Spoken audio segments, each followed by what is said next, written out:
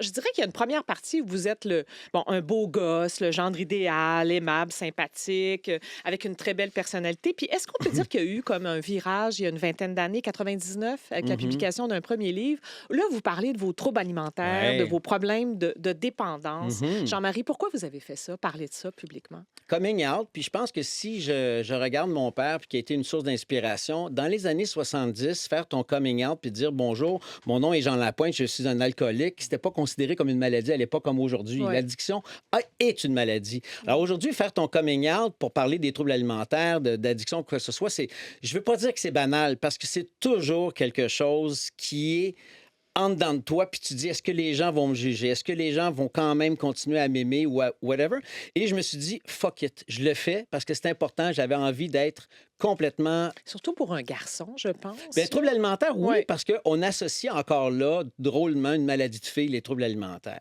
Et de plus en plus de gars en sont atteints. Mais j'avais envie de le faire, j'avais envie de faire ce coming out-là pour être en totale cohérence avec ce que je suis. Parce que j'ai l'impression que c'est un privilège. Avoir un micro, avoir une caméra, c'est un privilège. Et il y a des gens qui te regardent. Il y a des gens qui vont être touchés par ton discours.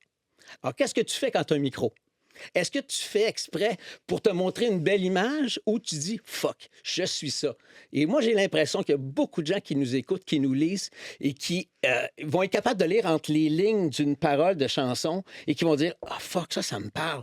Ouais, mais il faut se mouiller. Puis pour ça, il faut pas avoir peur d'être qui on est. Ouais. Puis Pourquoi ça vous rend aussi émotif, parce que je Jean-Marie? suis dans la vérité.